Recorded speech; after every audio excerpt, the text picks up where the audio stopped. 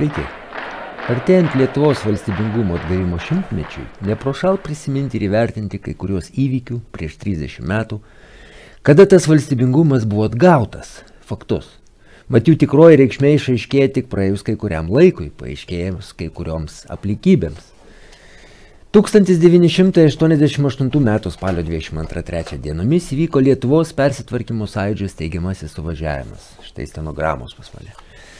Jo metu tikrą audrą sukėlė Kauno sąjūdžio atstovo Rolando Paulausko kalba. Prisimindamas to meto įvykius, jų liudininkas ir dalyvis Arvydas Kšanavičius rašo: Mano supratimu, stebina tai, kodėl būtent tik Rolando Paulausko kalba sukėlė tokią beprecedentinę reakciją, susierzinimą ir nerimą steigiamajame suvažiavime. Jau nekalbant apie Terlecko, visiems anuomet gerai žinoma antisovietinė retorika, juk nemažiau radikalūs pasisakymai pirmąją suvažiavimo dieną nuskambėjo ir iš Kauno sąjungininkų Okso, Butkevičiaus ar net Vilniečio sąjungininko Juzeliūno lūpų, kuris konstatavęs Pabaltijo Respublikų okupacijos 1940 metais faktą dėl tolesnio lietuvių tautos apsisprendimo iš esmės juk pasiūlė surengti referendumą. O kaunietis Oksas labai konkrečiai pareiškė, citata, kertinė šiandieninės Lietuvos politikos problema yra valstybinio suvereniteto klausimas. Po ilgų smurto, priespaudos ir tamsos dešimtmečių pabudusi tauta ryžtingai siekia laisvės ir jos siekius gali apvainikuoti tik visiškas valstybinis suverenitetas, nesuvaržytas jokiais dviprasmiškais priklausomybės ryšiais ir įsipareigojimais. Citatos pabaiga.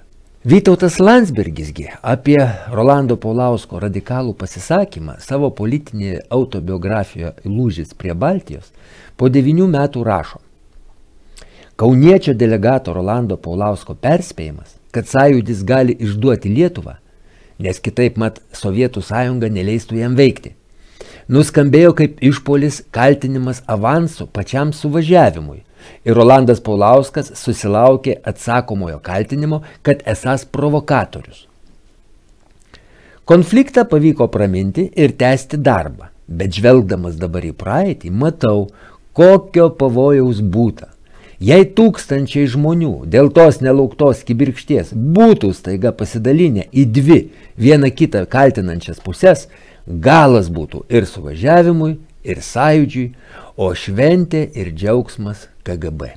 Vytautas Kšanavičius pabrėžia: būtina pažymėti, kad kauniečių sąjūdininkų drastiški pareiškimai neliko be pėdsakų. Renkant Lietuvos persitvarkymo sąjūdžio Seimo tarybą iš 10 Kauno delegacijos pasiūlytų kandidatų buvo išrinkti tik tai 2 – profesorius Antanaitis ir Uoka. Taigi, po šios kalbos Rolandas Paulauskas buvo nustumtas nuo sąjūdžio valdymo organų, prie jo namų jau stovėjo automobilis su KGB agentais. Po kelių metų Algirdas Brazauskas paliudijo, jog tuo atveju, jeigu Rolandas Paulauskas būtų sumanęs tapti vienu iš aktyviai veikiančių pagrindinių išsivadavimo lyderių, buvo sumanyta ir fiziškai jį sunaikinti, ir tą planavo esą ne komunistai. Pabandykime rekonstruoti suvažiavime išsakytas mintis chronologinę tvarką, išklausykime Kauno sąjūdžio delegato Rolando Paulausko kalbą. Pabandykime suvokti, kągi jis pasakė tokio, jog kilo tokia audringa, neadekvati reakcija. O kai klausysite kalbą, ypač įsiklausykite pabaigoje nuskambėjusias mintis. Gerai supraskime, už ką balsuojame ir kas sąjūdžio programoje yra svarbiausia, kad savo rankomis neužsinertume kilpos ant kaklo, kaip tai atsitiko su 40 metų liaudės Seimu, o panašumų yra. Vėl tokia pat įvykių sparta, vėl daug džiausmo ir ne visada pamatuota entuziazmo, vėl kaip 39-40 metais visuose 3 Pabaltijos Respublikose kartojasi tas pats politinis spektaklis, pagal vienodą scenarijų ir vienodai režisuojamas. Prisiminkim, kaip klastingai ir greitai buvo organizuoti rinkimai liaudės Seimą 40-ųjų vasarą, kaip mikliai buvo pasinaudota Salomėjos Nėries ir kitų autoritetų. Ano nesavarankiško 100 metų liaudės Seimo nutarimai vis dar pateikiami kaip liaudės balsas ir nesunku prognozuoti, kad mūsų šiandien susirinkusių vardu irgi gali būti spekuliuojama kaip liaudės vardu, todėl labai svarbu, kokius nutarimus mes šiandien priimsim ir kyla klausimas, ar verta palikti punktą, kuris kalba apie Lietuvą kaip vieną iš federacinių respublikų, juk tuo pačiu mes pripažįstam 100 metų Seimo nutarimo dėl įstojimo į sąjungą teisėtumą ir taip toliau. Paklausykite patys. Gerbiami suvažiavimo delegatai ir svečiai. Kiek įspūdingų pergalių, kiek įvykių per kelis mėnesius. Taip greitai ir taip lengvai vyksta kliūtis, kad net galvas svaigsta. Lyg būtų lazdelė mostelėmis, realybė tampa tai, kas vakar atrodė neįmanoma. Bet pabandykime atidžiau, be emocijų įsižiūrėti į tai, kas vyksta. Ir paklauskime savęs. Ar budrietis stebėjusi mus nuo pat 17 metų, nustojo budrumo ir mes palikti ramybėje, ar čia koks Vilius ir apgaulė? Ne vienas turbūt keliate sau tokį klausimą. Nesunku patikėti, kad pastarėjai įvykiai Lietuvoje, Latvijoje ir Estijoje palikti savieigai. Tad kyla kitas klausimas. Kodėl sąjūdžiui rimtai nekliudoma tapti realią politinę jėgą? Labai įtartinai greitai pasiduoda bastionai. Štai jau ir apie rytą prakalbome ir naują valdžią gavome, lyg kalėdinė dovanėlė suvažiavimo išvakarės ir Vilniaus katedra. Tiesiog stebuklai. Ko paklausit, tą ir gausi. Bet bandykim susivokti, kas visgi vyksta. Ir verta čia prisiminti, kada nebėra kur dėtis, visada aukojami antriniai dalykai vardan svarbiausių. O Tarybų Sąjungos tarptautinė ir vidaus padėtis kaip tik taip ir klostosi.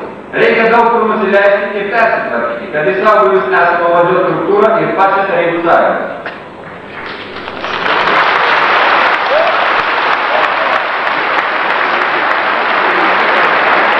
Šioje situacijoje Pabaltijo regionas, būdamas dėl eilės priežasčių išskirtinis, įgauna ir dar matyt kurį laiką turės didelę veikimo laisvę.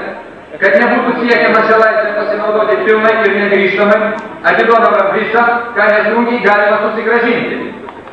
Lietuvos pilietybė, ekonominis savarankiškumas ir kiti mūsų siekiai nėra jau tokie gąsdinantys, nes lengvai paverčiami fikcija. Klausimas iš tikrųjų yra tik vienas ir labai paprastas. Ar mes sąjungoje, ar ne?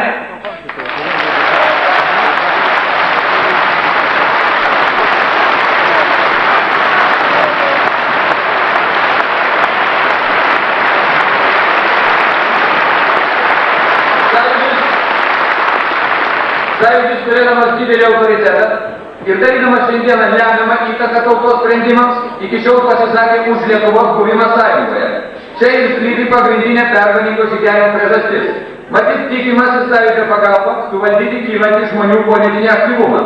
Bet jei šiam tikslui pasirenkamas toks aštrus įrankis kaip sąjūdis, ką parodė daugelio pasisakymai, vadinasi, nėra kitų politinių priemonių, galinčių trukdyti kelti atsiskyrimo klausimą.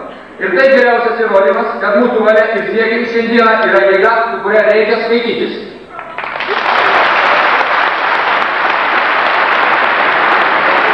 Kad gerai suprastume, už ką balsuojame ir kas sąjūdžio programoje yra svarbiausia, kad savo rankomis neužsinertumėme kilpos ant kaklo, kaip tai atsitiko su 40 metų liaudės Seimu.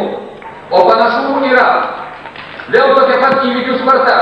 Vėl daug džiaugsmų ir ne visada pamatuoto entuziazmo. Vėl kaip ir 39-40 metais visose trijose Pabaltijo respublikose kartojasi tas pats politinis spektaklis. Pagal vienodą scenarijų ir vienodai režisuojamas. Prisiminkime, kaip klastingai ir greitai buvo organizuoti rinkimai į liaudės Seimą 40 metų vasarą. Taip mikliai buvo pasinaudotas Salomėjos Nėries ir kitų autoritetų. Ano nesavarankiško 40 metų liaudės Seimo nutarimai vis dar pateikiami kaip liaudės balsas. Ir nesunku prognozuoti, kad mūsų šiandien susirinkusių vardų irgi gali būti spekuliuojama kaip liaudės vardu. Todėl labai svarbu, kokius nutarimus mes šiandien priimsime. Ir kyla klausimas, ar verta palikti punktą, kuris kalba apie Lietuvą kaip vieną iš federacinių respublikų. Juk šiuo mes pripažįstame 40 metų Seimo nutarimo dėl įstojimo į sąjungą teisėtumo ir kaip sąjūdžio rėmėjų valios reiškėjai įtvirtiname okupaciją. Reikėtų šio punkto atsisakyti.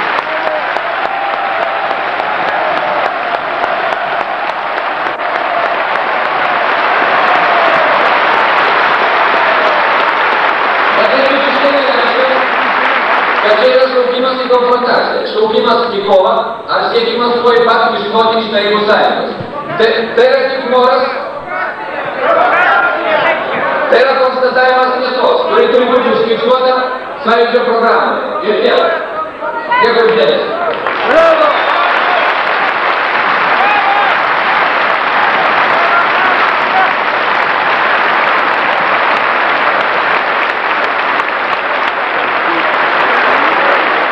Po šios kalbos į salę iššoko Vytautas Petkevičius.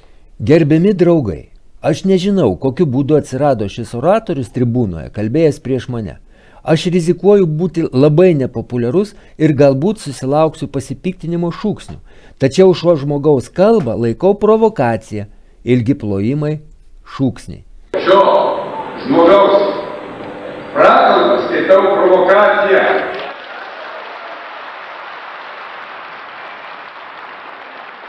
Gerbėmieji, neapgalvota auka yra savižudybė.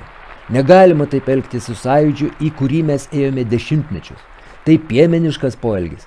Mes turim puikiai pasverti savo jėgas ir žinoti, ką šiandien galime. Mes negalime atsisakyti laisvės, negalime atsisakyti tokių dalykų kaip nepriklausomybė ir taip toliau. Tačiau pakišti šitokią provokaciją gali žmogus, kuris nieko neprisidėjo prie sąjūdžio, kuris ieško populiarumo. Plojimai, šūksniai. Aš gimiau ir augau Kaune. Ir nesuprantu, kodėl kauniečiai prieš pat suvažiavimą paskleidė įvairius lapelius, paskelbė įvairias antisąjūdinės programas ir dabar puikiuojasi savo nepaprastu karingumu. Tai yra, gerbėmieji, ne visai gražu. Aš prašyčiau visų delegatų gerai pasverti, gerai apmastyti, susikaupti ir pagalvoti. Kiekvienas dar neprinokęs vaisius purtomas pirmiausia aplaužo medį. Kiekvienas vaisius, kuris dar neprinokęs, purtomas visų pirmiausiai sulauks medį.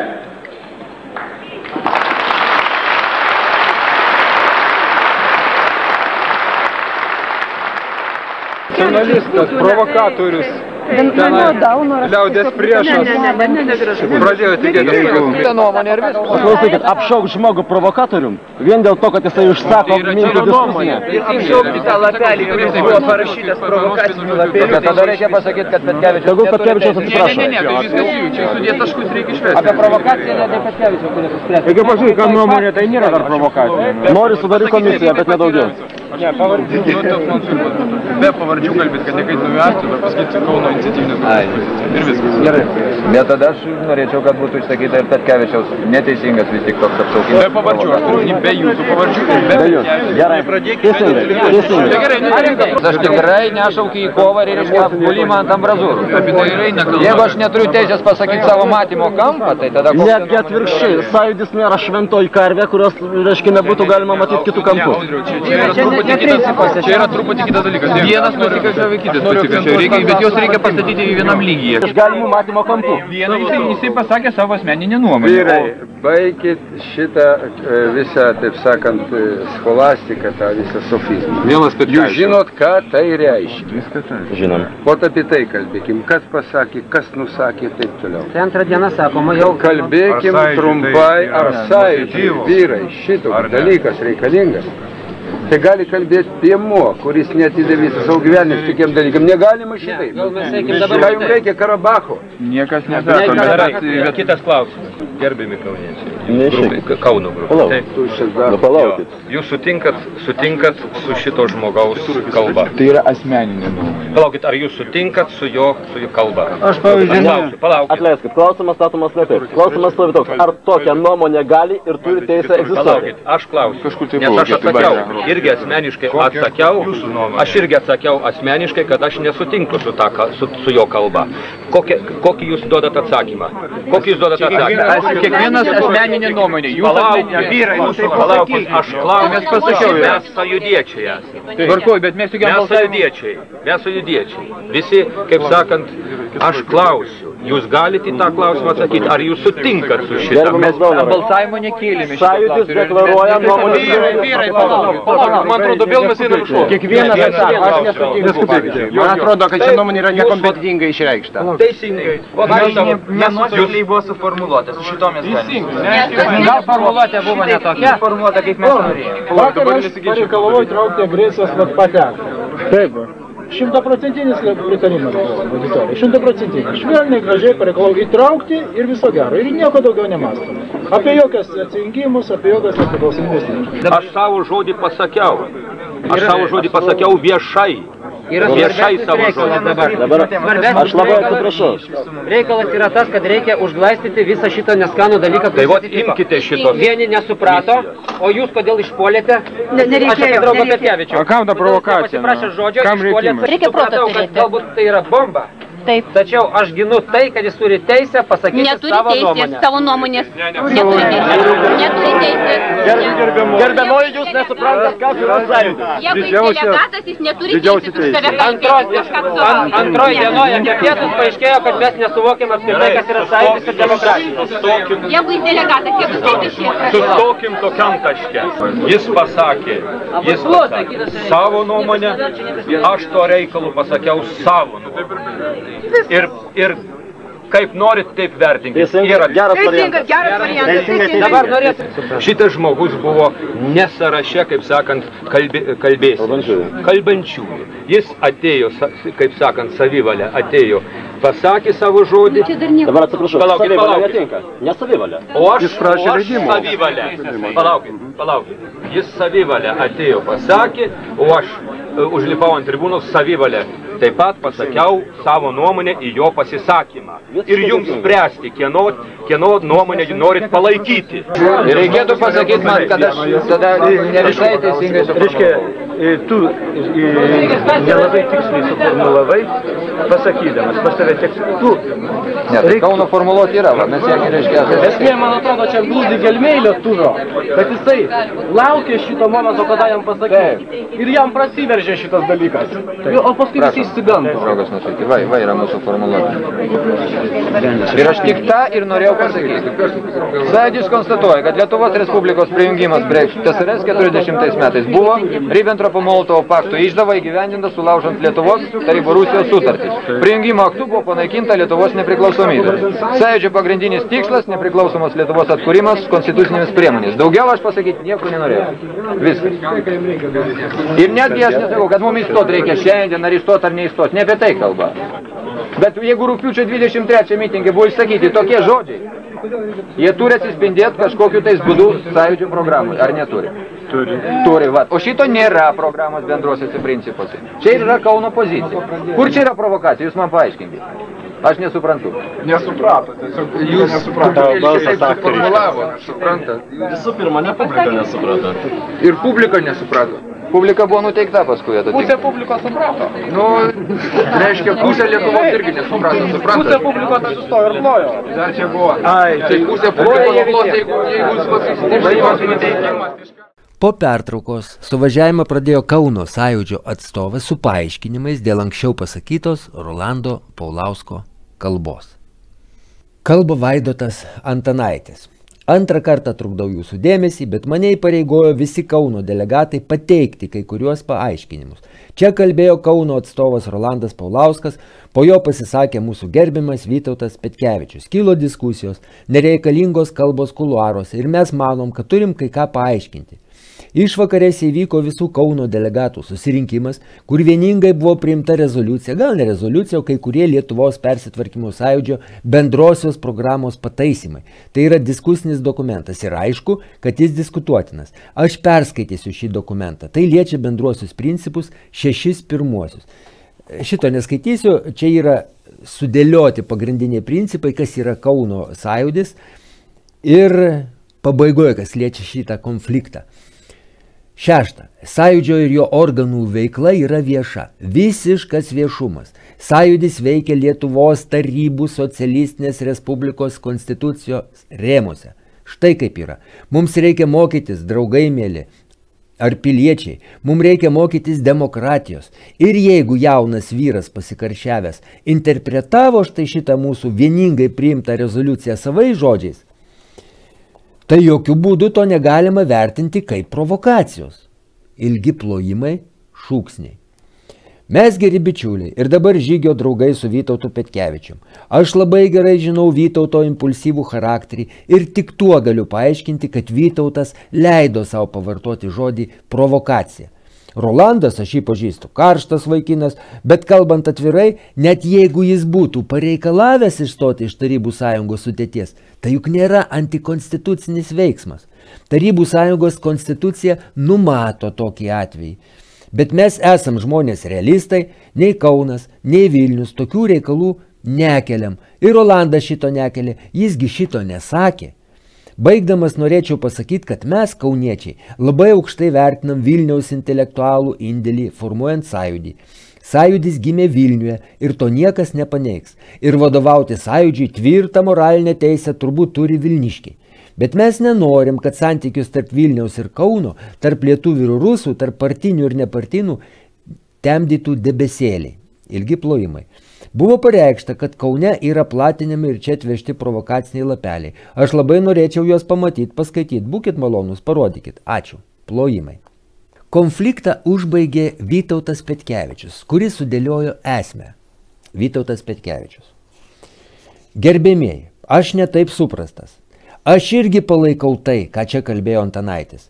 Tačiau negaliu sutikti su Paulausko nuomonė, kad sąjūdis ir jo iniciatyvinė grupė, štai dėl ko aš protestavau, yra 1940 metų Seimas, kuris nuves visą tautą ten, kur nuvedė Seimas 1940 metais. Jis dar daugiau pasakė, kad iniciatyvinė grupė yra beveik apmokami žmonės, su kuriais flirtuoja mūsų vyriausybė. Štai kur provokacija. Švilpimas, triukšmas. O dabar sugretinkim Vytauto Landsbergio jau 97 metais, tai yra praėjus 9 metam po suvažiavimo, jo autobiografijoje Lūžis prie Baltijos išsakytas mintis. Galas būtų ir suvažiavimui, ir sąjūdžiui, o šventė ir džiaugsmas KGB.